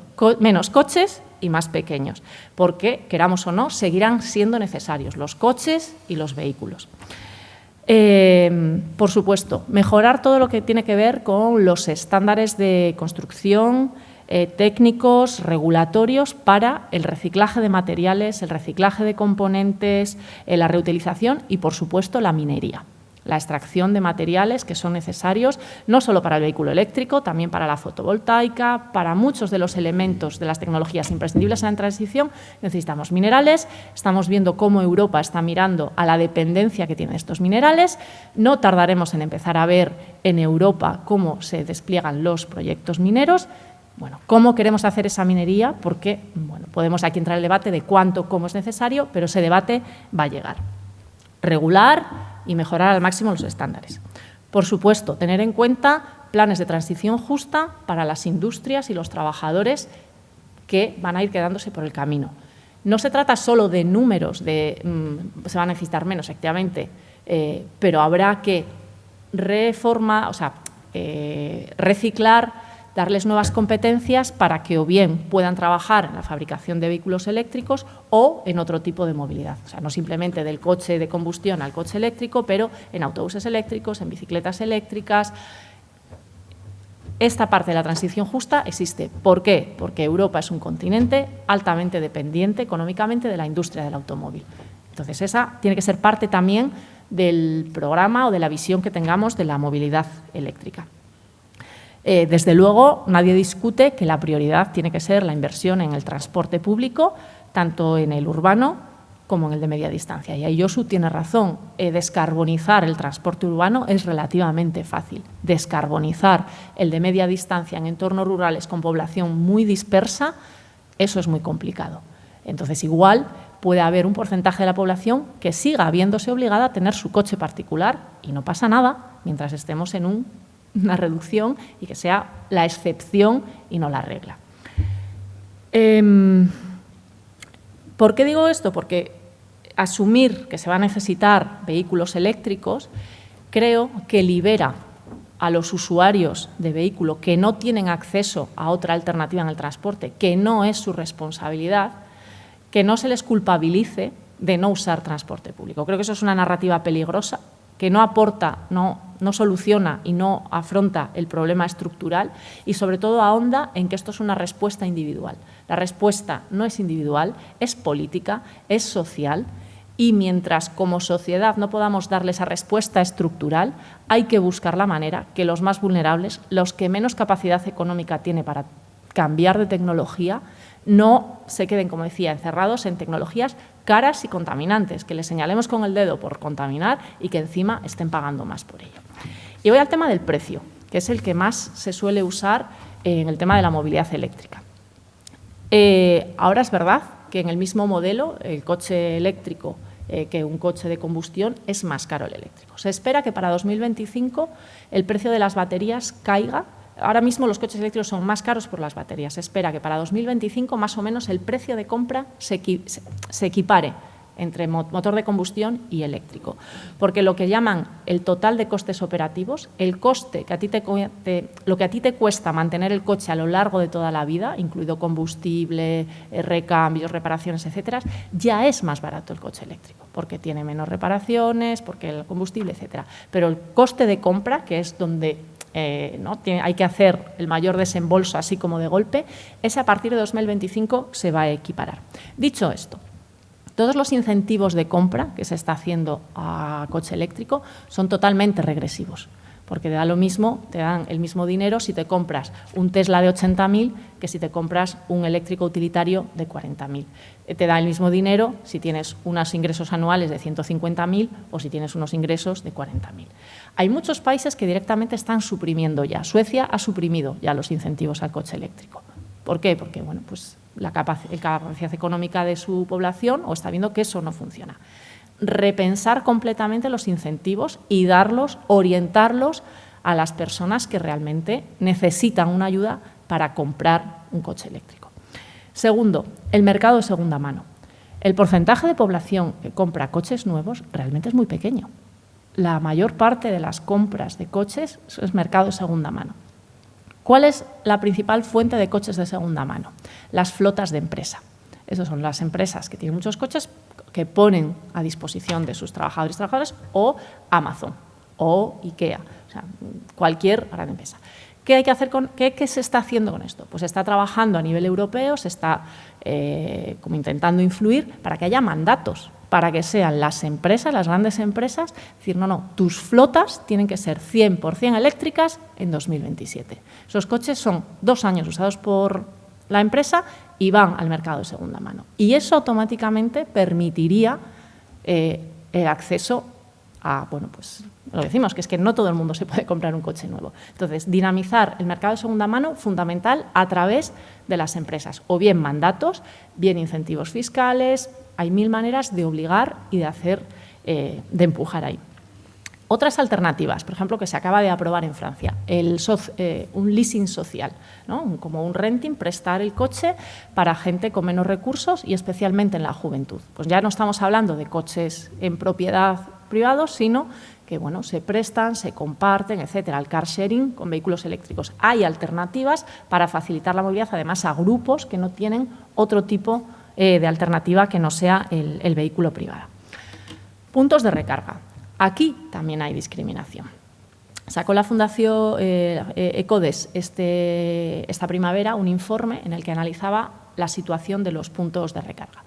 La mayor parte están en zonas muy pobladas, zonas urbanas, y a lo largo de la red principal de carreteras. ¿Qué pasaba? La red regional, comarcal, nacionales, ahí era como el gran desierto. Ahora mismo, aparte de la cuestión económica, la principal razón para no comprar un vehículo eléctrico es la percepción de que no hay puntos de recarga, etcétera. ¿A dónde voy? Si dejamos en manos únicamente de las empresas privadas colocar los puntos de recarga, lógicamente estos los van a colocar en las zonas donde más tráfico, donde más coches haya, donde más posibilidades tengan de hacer negocio. Entonces, el papel del Estado en asegurar que la distribución de los puntos de recarga se haga equitativamente y se haga con criterios territoriales y de justicia social va a ser determinante para que ciertos territorios no se queden excluidos de las ventajas de la movilidad eléctrica. Territorios, además, en los que no va a haber otra alternativa, en muchos casos, que el vehículo particular para moverte. Con lo cual, el tema de los puntos de recarga, al igual que las ayudas para puntos de recarga, como etcétera, es otro tema que nos puede o no discriminar a la hora de dar el salto a la movilidad eléctrica. Otro potencial que tiene la movilidad eléctrica, vincularla a la democracia energética, vincularla a las instalaciones de autoconsumo, a las comunidades energéticas. Ahí la integración de los vehículos y la instalación energética te permite también jugar con el almacenamiento, o sea, que los vehículos eléctricos sean gestores de la demanda, que sean almacenamiento. Tiene además, vuelvo a lo mismo, esta idea tiene mucho potencial en el mundo rural. Si una comunidad energética de un pueblo no solo le pones los paneles solares, sino que además pones puntos de recarga, estás integrando y estás electrificando y ofreciendo posibilidad de cambio de tecnología a diversas comunidades. Y hago una mención final al transporte de mercancías, que siempre se nos olvida y es uno de los grandes emisores y además es uno de los difíciles de descarbonizar.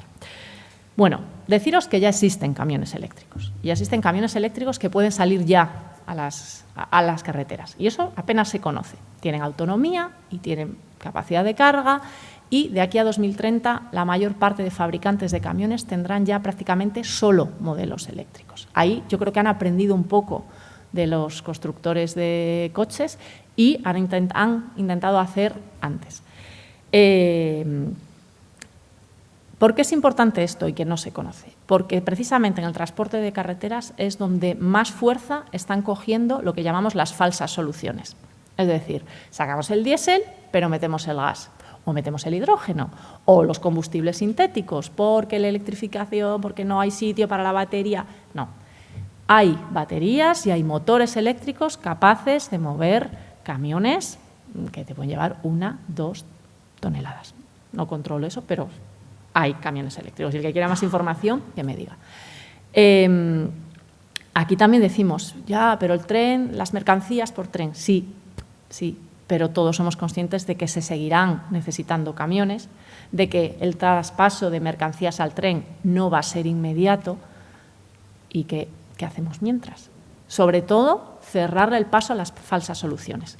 O sea, eso es ahora mismo, en España además, no pasa tanto en otros países europeos, pero el lobby del gas, el lobby del hidrógeno y el lobby de los combustibles sintéticos, también conocido como Repsol, son ahora mismo el mayor peligro para la movilidad cero emisiones en este país.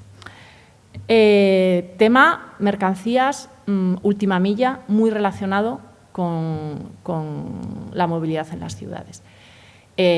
Igual que hemos dicho los mandatos para la electrificación de flotas, lo mismo para las empresas que se dedican al reparto de mensajería, Amazon, Seur, etcétera. Mandato absoluto, las empresas tienen que electrificarse, tienen capacidad. Y con esto aquí quiero poner el foco otra vez en la precariedad, en la pobreza, etcétera, con un problema que tiene el sector del transporte y es el altísimo número de trabajadores autónomos que tiene. que no están en una empresa que pueda facilitarle trabajar con un vehículo y que su vehículo lo han pagado ellos, que tienen que pagarlo ellos y, efectivamente, estamos hablando, es más caro. Desde las instituciones públicas tiene que haber realmente un programa de apoyo a los trabajadores autónomos del sector transporte para que puedan cambiar a un vehículo eléctrico para realizar su trabajo, porque es que además les va a resultar mucho más barato en cuanto a costes.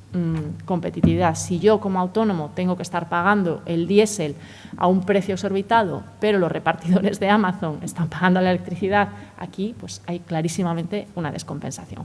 Otro lugar donde poner, digamos, la atención. Y poco más, o sea, creo que he tratado de dar una visión distinta de la movilidad, porque sé que se suele tener, ¿no?, el vehículo eléctrico, la sustitución, que es un tema complejo, que es un tema polémico, pero creo que hay que dar una vuelta y que hay que trabajar efectivamente para que esa transición, mientras dure, que es parte de las contradicciones que tenemos dentro de la lucha contra el cambio climático, esa urgencia por reducir emisiones, pero que a veces no vamos a poder hacerla tan bien, tan pensadita y tan ordenada como queríamos. Tenemos el mismo problema con las renovables en el territorio. La urgencia de instalar renovables, a cómo lo hacemos y a coste de cómo lo hacemos. Y, desde luego, siempre con la mirada en quién pierde, quién gana. Tanto en movilidad como eso. Pero aquí en movilidad, pues creo que el marco de esta mesa redonda, que ha sido el derecho a la movilidad, es perfecto. El derecho a la movilidad limpia y barata, añadiría yo. Muchas gracias, Rosa. Yo tengo una reflexión que es, a lo largo de todas vuestras intervenciones, ha quedado en el aire, pero no la hemos abordado ninguna de nosotras, que es la necesidad de una intermodalidad en el transporte. Y es un poco esto que estaba señalando con las zonas rurales,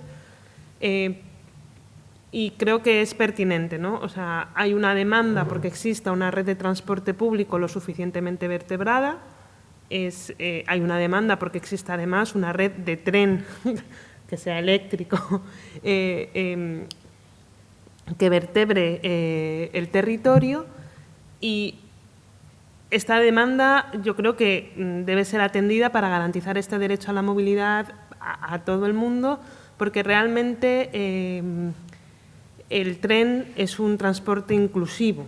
O sea, el transporte público en general es inclusivo, pero en el tren es mucho más fácil hacerlo accesible, para las personas con discapacidad es mucho más fácil moverse con autonomía si hay una red de tren que vertebre. Pero esta idea de intermodalidad nos dice, vale, es cierto, pero va a ser imposible que la red de transporte público llegue absolutamente a cada pueblo o a cada núcleo donde hay población. Entonces, hagamos una red de transporte público fuerte, pero también pensemos en cómo acercarnos hacia donde existe ese transporte público. Entonces, pensar siempre la movilidad como una combinación de opciones, y no solo si cojo el coche tengo que ir del punto A al punto B en coche, o si, por ejemplo, decíamos, y esto sí que se ha señalado, ¿no?, la bicicleta como oportunidad para la movilidad en las ciudades, pero no para el transporte interurbano. Bueno, con una red de transporte público que permita la intermodalidad con bicicleta, es decir, subir las bicicletas al tren, que hoy en día en la red de Renfe depende del supervisor de turno que te deje subir la bicicleta o no, y que te hayan dado autorización, y aunque te hayan dado autorización, si pasa un supervisor y te dice tienes que bajar la bici, pues tienes que bajar la bici, pues un poco pensar en estos derechos de, vale, yo me puedo acercar hasta aquí en bici porque es el pueblo de al lado o es mi mismo pueblo, pero a partir de ahí ya el transporte público. Creo realmente que esta idea de intermodalidad es lo que nos puede ayudar a aunar, ¿no?, esta idea de que el transporte sea accesible en términos económicos y en términos sociales. Da igual la situación de las personas. Si viajas con niños es más difícil viajar en bicicleta, por ejemplo. Un poco no pensar solo en la movilidad del trabajo, que es verdad que condiciona mucho el uso del transporte privado, pero existe toda la movilidad de los cuidados, que es una movilidad mucho más compleja que los lugares de trabajo y que también se debe tener en cuenta a la hora de pensar el derecho a la movilidad y cómo se va a atender. Entonces, simplemente por recoger todo lo que habéis ido señalando, tenemos un pequeño vídeo de Linda Gast del Comité de las Regiones Europeo, es luxemburguesa, nos va a contar esta idea que estaba ya mencionando Philip de cómo habían atendido en Luxemburgo a la idea de movilidad accesible. Le voy a dar paso porque como también el vídeo está en inglés, también hay intérprete del vídeo y para que ya podamos cerrar con los intérpretes y puedan terminar antes del turno de preguntas.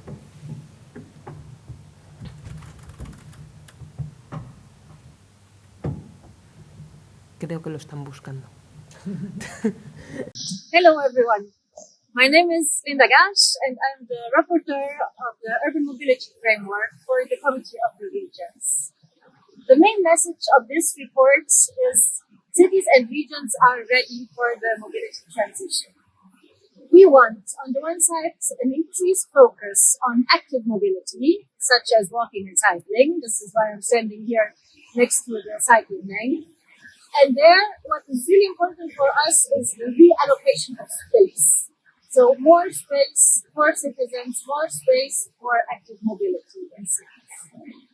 Another focus is on public transport. This is why on my other side, you will at some point see the tram.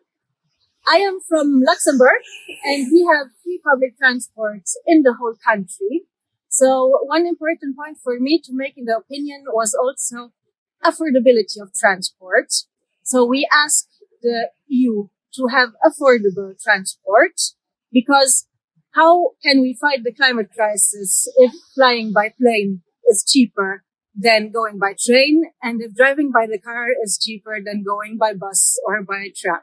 So we ask for affordability of transport and also for a study for free public transport EU-wide. Another important point is funding. Cities and regions are ready for the mobility transition, but they cannot do it alone. And one big leverage is, of course, money. So we ask the EU to have more funding and to make the funding sources more accessible. We ask for more things. One of them is an exchange of best practices for safety to reduce the number of road fatalities. We also ask for better accessibility, both for people who are in a situation of disability, but also accessibility for semi-urban and urban areas so that people can come to and from the cities easily. A last point I wanted to make is that the European Commission has started a big pilot project with the EU smart and climate neutral cities, where 100 cities are competing to be climate neutral until 2030 and trying to be the fastest and trying to implement the most projects possible. We ask the European Commission to not stop there, but to broaden the scope and to make it possible for all the cities to join this ambition.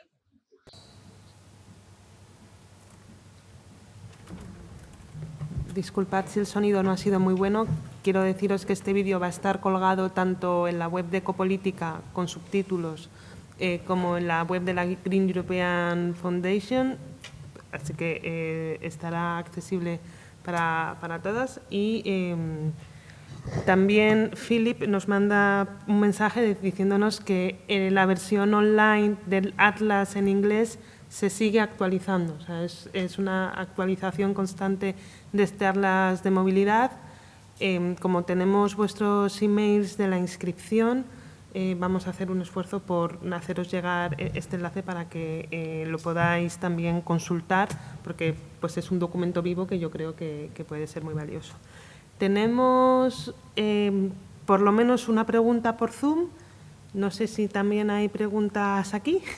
Vale, entonces, si os parece, voy a pasar la pregunta del Zoom. Pasamos tres preguntas si las hay y se responde desde la mesa. La pregunta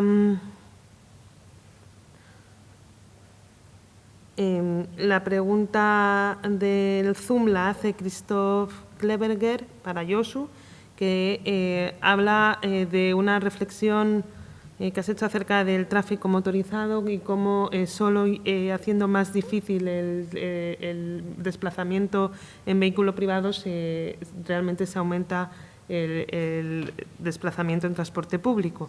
Y pregunta qué opinas del urbanismo táctico para hacer más lento el desplazamiento en coche.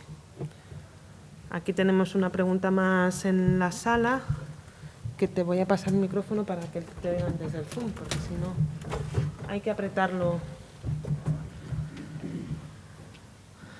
Hay que apretarlo unos segundos para que se encienda.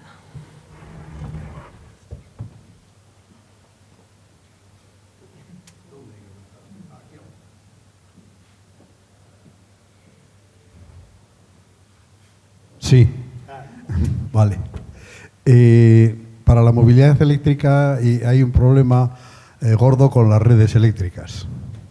Entonces, veo yo muy complicado el obligarles a los chicos del oligopolio a que refuercen sus redes como sería necesario. Quizá una cosa que se podría hacer, y así soñando, es que los ayuntamientos las refuercen y recuperen las redes intramunicipales. No sé, ese es un tema que me parece muy, muy grave y que hay que contemplarlo porque si no, pues no se va a poder hacer. Y luego otra historia, lo de que no todos podemos tener SUV. Yo la verdad es que ya tengo unos años, cuando era pequeño íbamos 5 en el coche y era un Mini. Y ahora con todos los trastos que hay que llevar, que conozco gracias a las nietas, pues no sé si se puede. Hay que tener SUV, o hay que tener unos coches muy grandes. De hecho, la gente se compra coche grande cuando tiene críos. ¿Hay alguna pregunta más? Hay tantas, no tenemos tiempo. Bueno.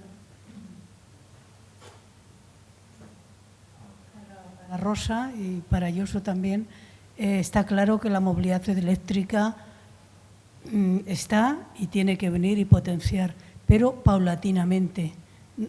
No sé cuándo será, no podemos, hay que pensar si hay que sustituir todas las flotas de coches de combustibles fósiles y se piensa el coste del ciclo de vida, o sea, las emisiones de CO2 que supone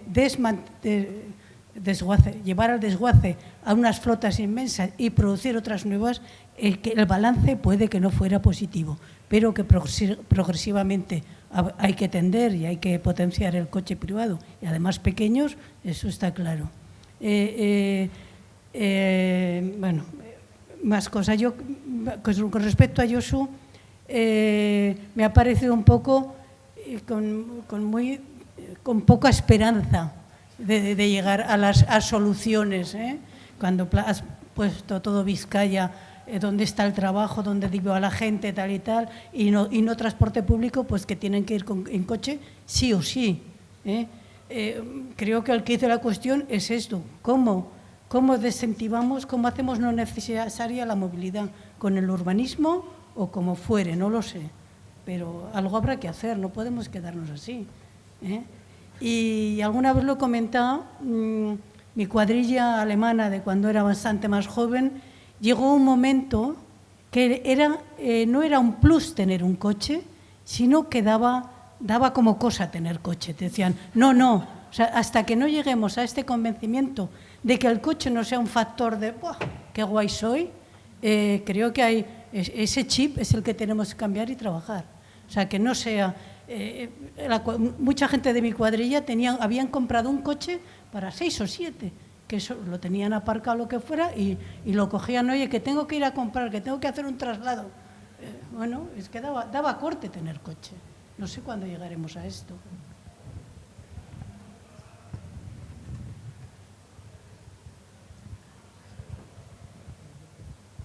Gracias.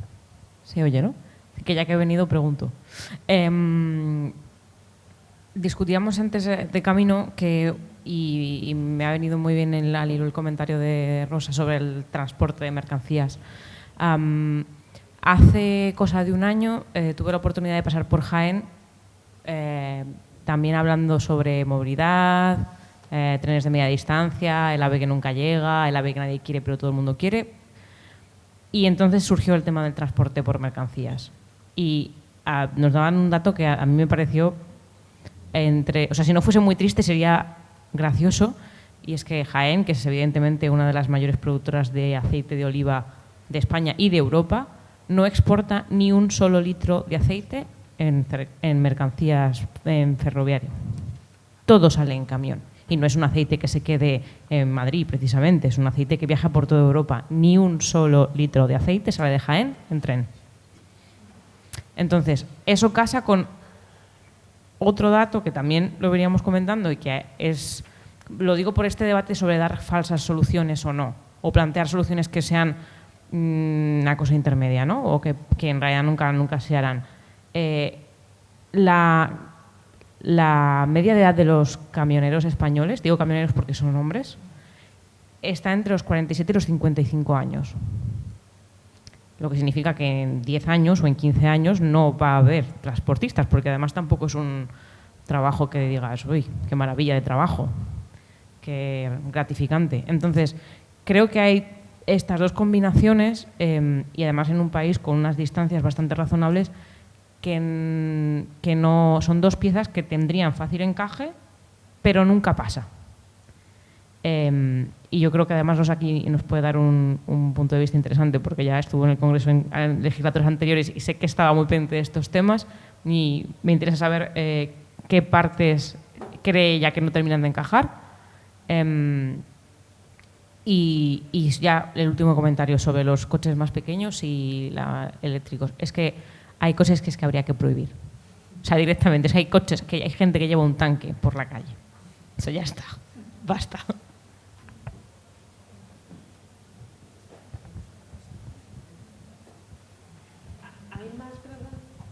¿Hay más preguntas que esta o...?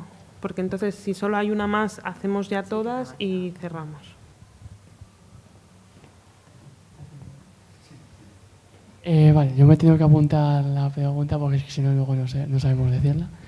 Bueno, teniendo en cuenta que gran parte de la electricidad viene de los combustibles fósiles, ¿hay gran margen de diferencia al cambiar a uno eléctrico en cuanto a emisiones?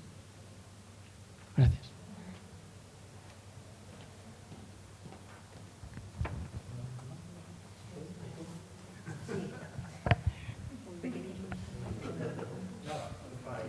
Yo, uniendo una pregunta que ha hecho aquí y con esa desesperanza que yo también he notado, ya lo siento, escribiendo una carta a los Reyes Magos, ¿qué se podría hacer en planificación del territorio para eliminar ese desfase entre trabajo, vivienda o vivienda y ocio y cultura?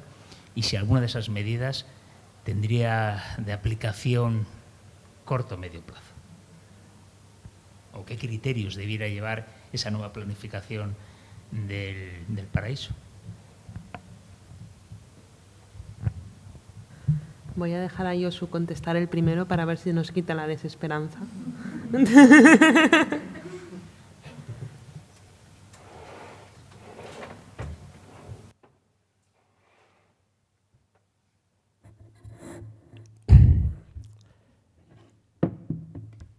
Yo creo que hay que trabajar por todo como si hubiera solución, ¿vale? La desesperanza no nos va a llevar nunca a ningún sitio positivo. Y lo que no me gusta es perder el realismo. Y de desesperante me han acusado muchas veces en muchos sitios. Pero porque lo mismo que nos han dicho, hay falsas soluciones, yo veo muchas falsas soluciones. Nos venden mucha, no te voy a decir mentiras, pero falsas verdades que son mentiras, en el tema de la movilidad. En lo que me han publicado hoy en el correo, hablaba de que los intereses económicos de las empresas y de algunas administraciones son proxenetas de las palabras, porque nos las prostituyen, porque nos venden de verde lo que no lo es y nos venden muchas soluciones que van a tener efecto, pero no el que ellos dicen. Y a ver si enlazo todas las preguntas que he apuntado, pero complicado va a ser. Empezando con el humor, yo diría que eso de la necesidad del coche grande nos lo han creado como muchas otras necesidades. O sea, cuando tengo el segundo hijo, no el tercero ni el cuarto, el segundo hijo, me compro un coche familiar y necesito un 4x4 porque del garaje de mi chalet hasta la carretera hay 35 metros de jardín. ¿Vale? Ya necesito para que mi coche 4... Hubo una estadística europea que hablaba que el 70% de los 4x4 europeos jamás salía del asfalto. Ya no digo los SUV, los 4x4 son peores y tenemos un montón. Vale. Entonces, eso es un empuje del consumismo, sin más. Sin más. No hay necesidad. Nos crean muchas necesidades. Y esa es una. Lo que tiene que ver con emisiones eléctricas te lo dejo a ti. Conste que yo creo que hay que electrificar el parque móvil. No tengo ninguna duda. Creo que lo que dice es complementario y es súper importante. La transición es crucial, por no dejar atrás a quien no debemos, que los dejamos atrás siempre, en todas las transiciones sociales y en todo lo que estamos, en todo nuestro desarrollismo, se quedan fuera siempre los mismos. Y es súper importante. ¿La electricidad tiene algunos problemas? Sí. ¿Puede haber problemas de carga con la red? Seguro que lo resuelven. Mi miedo, y esto sí que es desesperanza, es que nos vamos a cargar al lobby del petróleo y estamos construyendo otro lobby, otro gran monstruo que es el de la electricidad, que ahora nos la cobra más barata que el combustible y miedo me da que nos vendrá. En Estados Unidos, cuando se inventó el tabaco light, que se vendía como bajo en nicotina, ¿vale? Sucedió que el total de consumo de nicotina del país aumentó casi un 30%, porque la gente fumaba más light porque creía que tenía, porque tenía menos nicotina, pero el consumo total tenía más. Yo le tengo un miedo muy grande a que nos creamos el ecocoche. ¿Vale? No. Lo necesitamos. Tenemos que gestionarlo, tenemos que aprender a utilizarlo, pero tenemos que reducir mucho su uso, mucho. El urbanismo táctico es una mejora del espacio público fantástica. ¿Vale? Yo antes le llamaba esto acupuntura urbana, porque eran como pequeñas placitas en pequeños espacios, ¿no? Hemos hecho mucha nosotros en el territorio y nunca le hemos llamado urbanismo táctico, pero sí que es importante.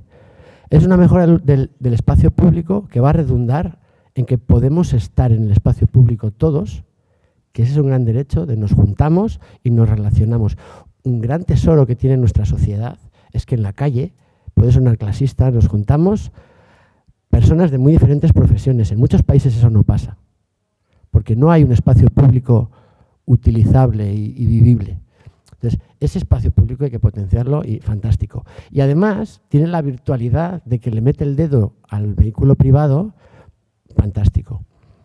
Cuando hacemos muchas operaciones de esas, el miedo que me da es que le pegamos un poco de codazo a veces al autobús también. A veces es necesario, ¿vale? Pero por supuesto que ese tipo de actuaciones son majas, son estupendas y hay que decidir dónde hacemos. A las mercancías le pasa lo mismo que al movimiento de personas. El transporte no paga sus costes. Los costes externos los estamos pagando entre todos. Los problemas de destituibilidad de la congestión, la siniestralidad, que es un dineral, aparte de mucho drama humano, ¿vale? La contaminación, el cambio climático, la salud, esos costes externos que lo produce el transporte, no los paga el transporte, los pagamos a escote entre todos, nos movamos o no nos movamos, seamos sostenibles en nuestra movilidad o no. Los costes del transporte los tenía que pagar el que los hace. Nos hemos creído, y lo hemos empujado desde muchas leyes, que el que contamina paga. Y a la industria se lo hemos aplicado. Vale, mejor que peor, más que bien, en unos sitios mejor que otros. El que contamina, paga. Y eso ha redundado en que muchas industrias han tenido que poner filtros, depuradoras de agua. Vale, a algunas se les va la pinza, pero contaminan mucho menos que hace unos años. En el transporte, ni a mí con mi coche o con mi moto, ni a no sé quién con su camión, le cobramos lo que contamina. Si al transporte le aplicamos los costes externos, como será más barato moverse en tren que en camión, las aceitunas de Jaén irán a Bruselas en tren. Pero en estos momentos es más barato llevarlas en camión. Lo mismo que para mí es más barato venir aquí en coche, aunque haya venido en transporte público, que venir en transporte público. Entonces, los costes hay que trasvasárselos al que sea. Y ese es uno de los grandes retos que tenemos, porque tiene un problema social, porque va a haber gente que está al límite económico de supervivencia, y si le metemos más coste, y además, ojo, que lo he dicho y me parece muy importante, hay gente que depende por el urbanismo del vehículo privado, y les vamos a meter en un problema, y esa transición yo no tengo claro cómo hacerla. Pero tengo claro una cosa. Da igual el urbanismo táctico que hagamos, da igual que mejoremos la conexión tren-bus, da igual que hagamos bicis eléctricas que me permiten llegar al transporte público o hacer distancias en bici de 10 o 15 kilómetros. Aunque yo tenga esas alternativas, que hoy ya las tengo, el que va en su coche no se baja de su coche, por muchas opciones que le pongamos alrededor.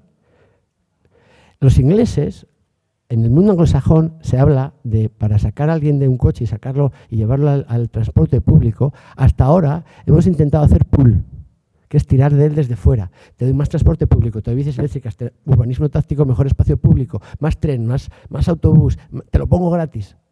No funciona. Hay que entrar al coche y hacerle un push, que es una patada en el culo, para que salga aquellos que realmente tienen opciones. Hay otros que no tienen opción. Y tenemos que permitírselo, y ya vamos a ver como sociedad cómo gestionamos eso. Y acabo con la pregunta de Pilar, que compartimos algunas batallas profesionales en torno al urbanismo. Yo he empezado hablando del urbanismo, que es lo que genera los problemas, y hay que resolverlos desde el urbanismo. ¿Hay esperanza? Sabemos lo que tenemos que hacer. ¿Vale? Sabemos lo que no tenemos que hacer. ¿Vale? Y eso nos pasa en muchos ámbitos de la vida. ¿Y hay esperanza? Va a depender de nosotros. O sea, no es inexorable. Quizás el cambio climático sí, porque igual los hemos pasado ya y ya no paramos ¿vale? Pero hay muchas cosas que es nuestra. A mí me preguntan mucho, ¿cómo va a ser la movilidad del futuro? Lo que nosotros queramos. Pero en estos momentos los intereses económicos de las promociones inmobiliarias movilizan suelos lejos del transporte público. En Holanda tuvieron una política que no sé si la mantienen, que decía, si tú pones tu empresa pegada a una estación de tren, pagas X impuestos. Si la pones a X distancia de una estación de tren, pagas 2X impuestos. Y si te vas a no sé dónde, pagas 3X impuestos. ¿Qué hacían las empresas? Vale.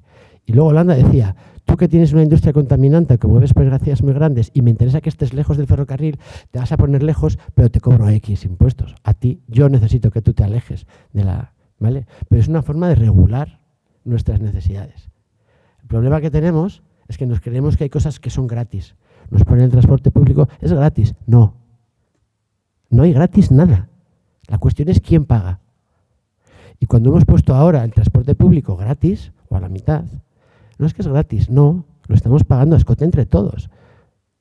Porque que el transporte público en el Bilbao metropolitano fuese gratis son pues como 500.000 euros al día. ¿Vale? Pues bueno, si queremos asumir como sociedad que eso lo sacamos de impuestos, bien. Pero habrá que ver cómo fiscalizamos y a qué tramos les cobramos. ¿Vale? Esperanza sí, por supuesto, estamos aquí para eso. Gracias. Rosa. Vale, por mi parte, las redes. Yo creo que las redes son un problema no solo para la electrificación del transporte, sino para el propio despliegue de las renovables. Totalmente de acuerdo con el problema de las redes de distribución, que deberían republificarse absolutamente, porque las empresas no están invirtiendo en ellas, están cobrando una rentabilidad altísima y son claves. Y, de hecho, muchas de las razones para la limitación, el famoso autoconsumo, los 2 kilómetros, era que las redes no están preparadas. Hay que invertir en redes inteligentes y son claves. Enlazo con el tema del origen de la electricidad. En España sí, a ojo, te diría que solamente en el año un 20-30% de la electricidad es de origen fósil. Claro, no es lo mismo conectar un vehículo eléctrico en España que en Polonia.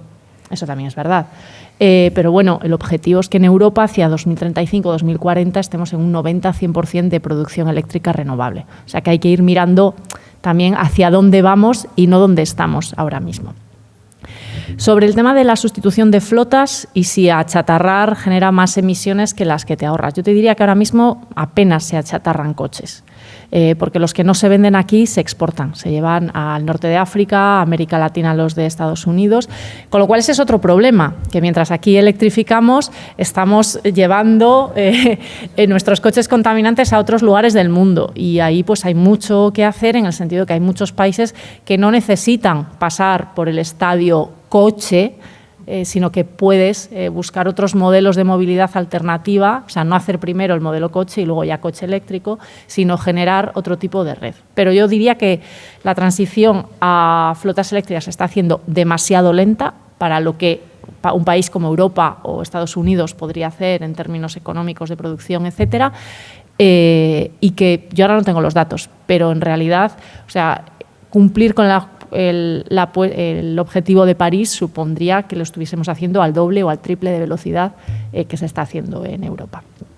Sobre el transporte de mercancías, pues yo tengo mis sospechas, no tengo datos. Creo que una de las razones por las que se ha invertido tan poco en tren en España se llama constructoras, que tienen mucho poder en este país y se han hecho de oro asfaltando y haciendo autovías por donde no pasa nadie.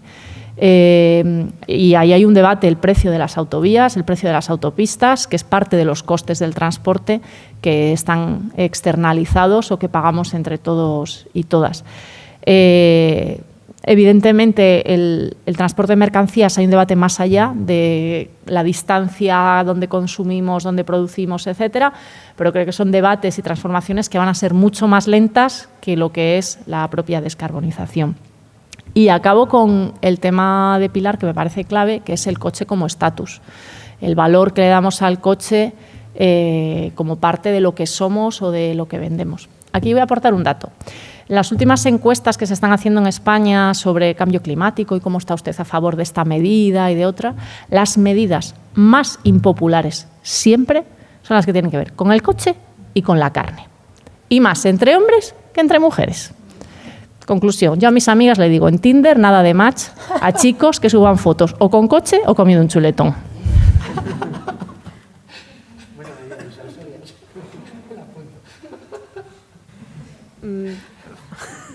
José Ra, no sé si quieres hacer una conclusión. Tiene que ser breve, pero...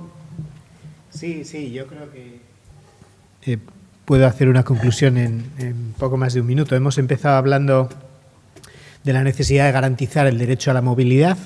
A lo largo de la charla lo hemos reconfigurado al derecho a la movilidad limpia y barata o asequible. Dentro de esa necesidad de asegurar ese derecho no ha habido apenas debate sobre asuntos que yo he planteado, sobre cómo organizar el espacio público, cómo estructurar el territorio o cómo desarrollar el transporte público. Donde sí hay debate, y es evidente, es que en esa transición que necesitamos de que el coche sea quien garantiza ahora mismo nuestro derecho a la movilidad, a tener garantizado ese derecho de otra manera, necesitamos claves para sacar coches de la calle y para sacar a gente de los coches. Entonces, en ese camino es fundamental sacar a la gente que tiene capacidad de renta y que utiliza el coche por estatus o por comodidad, y necesitamos también garantizar a que quienes no pueden renunciar a ese coche, porque ahora mismo la movilidad inducida del territorio implica que mucha gente no puede acceder a eso, sí tenga la posibilidad de acceder a coches limpios, más pequeños y más limpios y más sostenibles en la medida de lo posible, porque nos surge desde el punto de vista de la emergencia climática. Y yo creo que, no sé, podría ser un buen resumen. Bueno, pues muchas gracias a todos y a quienes nos habéis visto por Zoom. Ha sido un placer, la verdad, estar con todos vosotros y estaremos en contacto a través del email para mandaros toda esta documentación, y el vídeo de Linda estará bien de sonido y con subtítulos disponible en la página web de Ecopolítica. Y nada, muchas gracias.